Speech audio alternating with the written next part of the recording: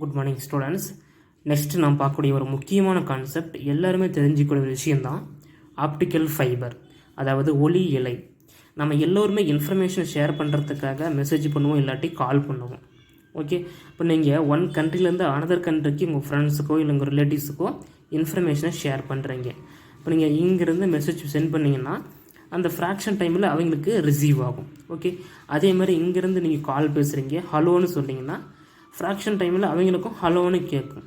இதெல்லாம் எப்படி நடக்குது, எதனால் அப்படின்னு யாராவது திங்க் பண்ணிருக்கீங்களா?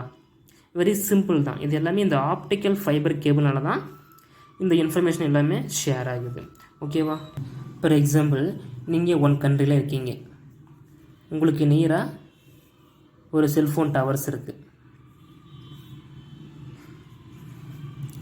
அனதர் கண்ட்ரியில் உங்கள் ஃப்ரெண்ட் இருக்காங்க, அவங்களுக்கு நியராக ஒரு செல்ஃபோன் டவர்ஸு இருக்குது. ஓகே, அப்போ நீங்கள் இங்கேருந்து ரெண்டு பேரும் ஃபோனில் பேசிக்கிறீங்க, நீங்கள் இங்கேருந்து ஹலோன்னு சொல்கிறீங்க.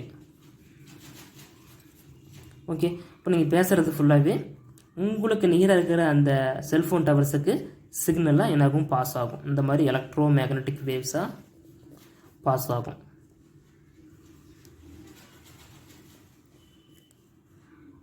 மின்காந்த அலையாக பாஸ் ஆகும். ஓகேவா? இப்போ நீங்கள் ஹலோன்னு சொன்னீங்கன்னா அது எல்லாத்தையுமே பைனரி கோடாக எடுத்துக்கும்.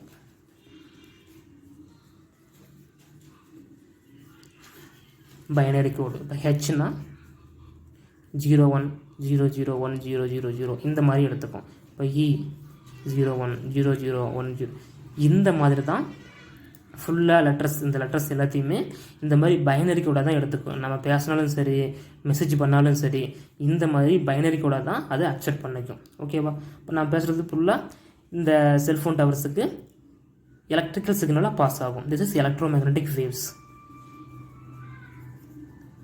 எலக்ட்ரிக்கல் சிக்னலாக பாஸ் ஆகும். ஓகேவா? ரைட். ஸோ இந்த டவர்ஸில் ஒரு ஆம்பிளிஃபையர் செட் பண்ணி வச்சுருப்பாங்க, ஆம்பிளிஃபையர் ஜெனரேட்டர் செட் பண்ணி வச்சுருப்பாங்க. ஸோ அது எதுக்கு யூஸ் ஆகுதுன்னா, நம்ம பேசுகிறோமில்ல, நமக்கும் அந்த செல்ஃபோன் டவர்ஸுக்கும் அந்த இடையில் சம் ஏர் ஃப்ரிக்ஷன் காரணமாக நம்ம பேசுகிற அந்த சிக்னல் லாஸ் ஆகிறதுக்கு வாய்ப்பு இருக்குது. அப்போ அந்த லாஸ் ஆகிற சிக்னலை கெயின் பண்ணுறதுக்காக இந்த ஆம்பிளிஃபையர் செட் பண்ணி வச்சுருப்பாங்க. ஓகே, அப்போ இந்த டவர்ஸில் பார்த்தீங்கன்னா நைட் டைமில் பார்த்தீங்கன்னா ரெட் கலரில் லைட் எரியும், நீங்கள் எல்லோரும் பார்த்துருப்பீங்க. ஸோ அந்த லைட் எதுக்கு எரியுதுன்னு பார்த்தீங்கன்னா, இந்த மாதிரி தான் இங்கே பேசும்போது அந்த ஏர் ஃப்ரிக்ஷன் காரணமாக அந்த சிக்னல் லாஸ் ஆகிறத கெயின் பண்ணும்போது அந்த லைட்டு எரியும். ஓகேவா? அந்த லாஸ் ஆகிற சிக்னலில் ஐ சிக்னலாக மாற்றும் போது அந்த லைட் எரிக்கும். ஓகே, அதை மாற்றிட்டு இதில் ஆப்டிக்கல் ஃபைபர், இந்த டவர்ஸில் ஆப்டிக்கல் ஃபைபர் செட் பண்ணிட்டு நிலத்துக்கு அடியில் பதிச்சு வச்சு ஆல் டவர்ஸுக்கும் இந்த மாதிரி கனெக்ஷன் பண்ணிட்டுருப்பாங்க. ஓகேவா? ஆல் டவர்ஸுக்கும் இந்த மாதிரி ஆப்டிக்கல் ஃபைபர்ஸு கனெக்ஷன் பண்ணிட்டுருப்பாங்க. நிலத்துக்கு அடியிலையும் சரி, கடலுக்கு அடியிலையும் சரி, இந்த மாதிரி ஆப்டிக்கல் ஃபைபர்ஸை பதிச்சு வச்சுருப்பாங்க. இப்போ நம்ம இங்கே பேசின அந்த எலக்ட்ரிக்கல் சிக்னல் லோவாக இருந்தால் என்ன பண்ணோம், இதை கெயின் பண்ணி அந்த எலக்ட்ரிக்கல் சிக்னலில் லைட் சிக்னலாக கன்வர்ஷன் பண்ணி இந்த ஆப்டிக்கல் ஃபைபர் வழியாக சென்ட் பண்ணோம். ஓகேவா? அப்போ இந்த ஆப்டிக்கல் ஃபைபர் கேபிள் வழியாக போகிறது என்ன சிக்னல், லைட் சிக்னல். ஓகே, இந்த வழியாக போயிட்டு இந்த டவர்ஸ் எல்லா டவர்ஸுக்கும் இப்போ உங்களுக்கு நியராக இருக்கிற டவர்ஸுக்கு போகுது, போயிட்டு உங்களுக்கு இந்த மாதிரி எலக்ட்ரோ மேக்னட்டிக் வேவ்ஸாக வரும். ஓகேவா? இப்போ நாம் பேசுகிறது இவ்வளோ விஷயம் நடக்குது, எல்லாமே டக்குன்னு நடக்கும், ஃப்ராக்ஷன் டைமில் நடக்கும். அதனால தான் நம்ம இங்கே ஹலோன்னு சொன்னோம்னா அந்த ஃப்ராக்ஷன் டைமில் அவங்களுக்கும் என்ன இருக்கும், இந்த இடத்துல ஹலோன்னு கேட்கும். ஓகேவா? ஸோ இவ்வளோ பெரிய ப்ராசஸ்ஸு, பட் நமக்கு அந்த எல்லாமே இந்த ஃப்ராக்ஷன் டைமில் நடக்கும். ரைட். கடலுக்கு அடியிலையும் அந்த ஆப்டிக்கல் ஃபைபர் கேபிளை பதிச்சு வச்சுருப்பாங்க. இப்போ எர்த் இருக்குன்னா எர்த்துக்கு அடியில் பார்த்தீங்கன்னா பந்து மாதிரி சுற்றி வச்சுருப்பாங்க, ஃபுல்லாக பந்து மாதிரி அடியில் பதிச்சு வச்சுருப்பாங்க. நீங்கள் பார்த்துருப்பீங்க ரோட்டெல்லாம் பார்த்தீங்கன்னா இந்த மொபைல் கம்யூனிகேஷனில் ஒர்க் பண்ணுறவங்க எல்லாமே இந்த ஆப்டிக்கல் ஃபைபர் கேபிளை வச்சு எதாவது ஒர்க் பண்ணிட்டுருப்பாங்க. இப்போ நீங்கள் ஒரு கேள்வி கேட்கலாம், ஏன் சார் சேட்டலைட் யூஸ் பண்ணி இன்ஃபர்மேஷனை ஷேர் பண்ண முடியாதா அப்படின்னு கேட்டிங்கன்னா, சேட்டலைட் எர்த்துக்கு மேலே இந்த மாதிரி ரிவால்வ் ஆகிட்டு இருக்கும். எர்த்துக்கு மேலே ரிவால்வ் ஆகிட்டு இருக்கும். இப்போ எர்த்துக்கும் சேட்டலைட்டுக்கு உள்ள டிஸ்டன்ஸ் பார்த்தீங்கன்னா 44,000 கிலோமீட்டர். ஓகேவா? அப்போ எர்த்தை சுற்றி எவ்வளோ சேட்டலைட் ரிவால்வ் ஆகுதுன்னு பார்த்தீங்கன்னா ஒரு அப்ராக்சிமேட்டாக 25 சேட்டலைட்ஸ், 26 சேட்டலைட்ஸு இந்த மாதிரி எர்த்தை சுற்றி ரிவால்வ் ஆகிட்டு இருக்குது. இப்போ இது எர்த்துன்னா இந்த மாதிரி சேட்டலைட்ஸ் ஃபுல்லாமே எனக்கு ரிவால்வ் ஆகிட்டு இருக்கும். கிட்டத்தட்ட 27 சேட்டலைட்ஸு இந்த மாதிரி ரிவால்வ் ஆகிட்டு இருக்கும். ஓகேவா? அப்போ இப்படி ரிவால்வ் ஆகுறதுல அதே மாதிரி தான் உள்ள எர்த்துக்கு அடியில் அந்த ஆப்டிக்கல் ஃபைபர் கேபிளில் பதிச்சு வச்சுருப்பாங்க. எர்த்துக்கு அடியிலையும் சரி கடலுக்கு அடியிலையும் சரி பதிச்சு வச்சுருப்பாங்க. அந்த கடலுக்கு அடியில் பதிச்சு வச்சு மெயின்டைன் பண்ணுற ஒரு சில கம்பெனிஸ் பார்த்தீங்கன்னா இப்போ AT&T, வெரைசான், ஆரஞ்ச், கூகுள். ஸோ இந்த மாதிரி ஒரு சில கம்பெனிஸை கடலுக்கு அடியிலையும் அந்த ஆப்டிக்கல் ஃபைபர் கேபிளை பதிச்சு வச்சு மெயின்டைன் பண்ணிட்டு வராங்க. ஓகேவா? ஸோ இந்த மாதிரி தான் நம்ம பேசுகிற சிக்னல்ஸ் எல்லாமே பாஸ் ஆகுது. ஓகேவா? இது எல்லாமே ஆப்டிக்கல் ஃபைபர் கேபிள் மூலிமா தான் இந்த ஃப்ராக்ஷன் டைமில் நம்ம கால் பேசினாலும் சரி, மெசேஜ் பண்ணாலும் சரி, இந்த மாதிரி இன்ஃபர்மேஷன் பாஸ் ஆகுது. ஓகேவா? ஸோ அந்த ஆப்டிக்கல் ஃபைபர்ஸ் எதால் மேக் பண்ணியிருப்பாங்கன்னு பார்த்தீங்கன்னா சிலிக்கானால் மேக் பண்ணியிருப்பாங்க. இந்த மாதிரி சிலிக்காவால் மேக் பண்ணியிருப்பாங்க. அது கிளாஸ் ஆர் பிளாஸ்டிக் மாதிரி இருக்கும் அது. ஓகேவா? அது மடங்குனாலும் உடையாது. திஸ் இஸ் ஃப்ளெக்சிபிளாக இருக்கும். Okay, so this is core.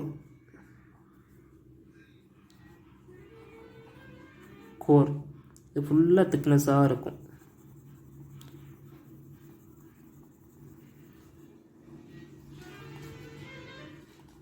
இது கோர். இதுக்கு மேலே ஒரு கிளாடிங் கோட் பண்ணிருப்பாங்க, அதாவது உரைப்பூச்சி. இதுக்கு மேலே கிளாடிங் ஆர் ஸ்லீவிங் கோட் பண்ணிருப்பாங்க. ஓகேவா? ஸோ இந்த கோரோட ரிஃப்ராக்டிவ் இண்டெக்ஸ் பார்த்திங்கன்னா அதிகமாக இருக்கும். ஏன்னா இதில் டென்சிட்டி அதிகமாக இருக்கா, அதனால் ரிஃப்ராக்டிவ் இண்டெக்ஸும் அதிகமாக இருக்கும். இதுக்கு மேலே கோட் பண்ண அந்த கிளாடிங் ஆர் ஸ்லீவிங் அதோட ரிஃப்ராக்டிவ் இண்டெக்ஸு கம்மியாக இருக்கும். ஓகேவா? இதோட ரிஃப்ராக்டிவ் இண்டெக்ஸு கம்மியாக இருக்கும். கிளாடிங்கோட ரிஃப்ராக்டிவ் இண்டெக்ஸு கம்மியாக இருக்கும். கோரோட ரிஃப்ராக்டிவ் இண்டெக்ஸு அதிகமாக இருக்கும். ரைட்? இந்த கோர் மேலே கிளாடிக்கு மேலே தான் அந்த ப்ராடக்ட், அதாவது ஒரு இன்சுலேட்டிங் மெட்டீரியலால் கோட் பண்ணிருப்பாங்க. இப்போ நம்ம ஒயர்லாம் பார்க்குறோம்ல, இன்சுலேட்டிங் மெட்டீரியலில் கோட் பண்ணிருப்பாங்க இந்த மாதிரி. ஓகே, ஏன் இந்த கோரோட ரிஃப்ராக்டிவ் இண்டெக்ஸ் அதிகமாக இருக்குது, ஏன் இந்த கிளாடிங்கோட ரிஃப்ராக்டிவ் இண்டெக்ஸ் கம்மியாக இருக்குன்னு பார்த்தீங்கன்னா, ஸோ இந்த கோரோட ரிஃப்ராக்டிவ் இண்டெக்ஸ் அதிகமாக இருந்து இந்த கிளாடிங்கோட ரிஃப்ராக்டிவ் இண்டெக்ஸு கம்மியாக இருந்தால் மட்டுமே இதில் என்ன பிரின்சிபலின் படி நடக்குதுன்னு பார்த்தீங்கன்னா டோட்டல் இன்டர்னல் ரிஃப்ளெக்ஷன் படி தான் இந்த சிக்னல் எல்லாமே பாஸ் ஆகும். நல்லா தெரிஞ்சுக்கணும். அதாவது முழுவாக எதிரொலிப்பு அந்த பிரின்சிபல் படி தான், அந்த அடிப்படையில் தான் இந்த சிக்னல்ஸ் எல்லாமே, அந்த லைட் சிக்னல் எல்லாமே பாஸ் ஆகும். ரைட்? அப்போ இங்கே வர சிக்னல் இந்த மாதிரி வருதுன்னா கிரிட்டிக்கல் ஆங்கிளை விட அதிகமாக இருக்கணும். இங்கே இன்சிடெண்ட் ஆகிறது கிரிட்டிக்கல் ஆங்கிளை விட அதிகமாக இருந்தால் மட்டுமே தான் இங்கே போகிற சிக்னல் கரெக்டாக எதுக்கும் அந்த பவுண்ட்ரியில் படணும். இதில் அந்த கிளாடிங்க்கும் கோருக்கு இடையே உள்ள அந்த பவுண்ட்ரியில் அந்த லைட் ரே பட்டு இந்த மாதிரி டோட்டல் இன்டர்னல் ரிஃப்ளெக்ஷன் இதுக்குள்ளேயே நடந்து பாஸ் ஆகும். ரைட்? நான் முன்னாடி சொல்லியிருப்பேன் ஏன் கோரோட ரிஃப்ராக்டிவ் அதிகமாக இருக்குன்னு பார்த்தீங்கன்னா, அப்படி அதிகமாக இருந்தால் மட்டுமே இதில் டோட்டல் இன்டர்னல் ரிஃப்ளெக்ஷன் நடக்கும்.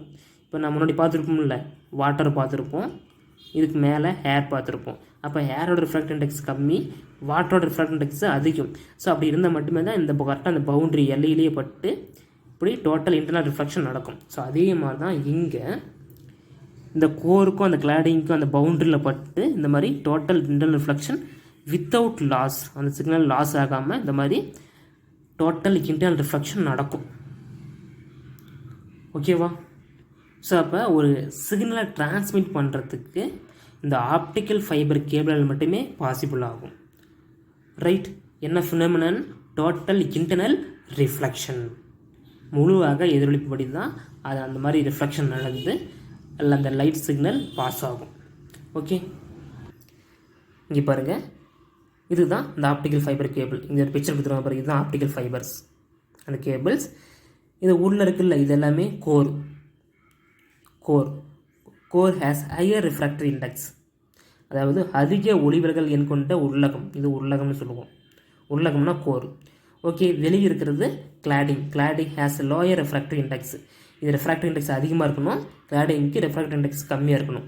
குறைந்த ஒளிவிலகல் எண் கொண்ட உறைப்பூச்சி. ரைட்.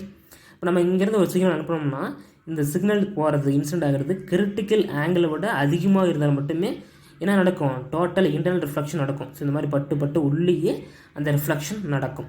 ஸோ இந்த ஆப்டிக்கல் ஃபைபர் கேபிளை மடக்குனாலுமே அந்த டோட்டல் இன்டர்னல் ரிஃப்ளெக்ஷன் நடக்கும் வித்தவுட் லாஸ். எந்த ஒரு சிக்னலோட லாஸ் ஆகாமல் அந்த இன்டென்சிட்டி, அந்த லைட்டோட இன்டென்சிட்டி லாஸ் ஆகாமல் பாஸ் ஆகும்.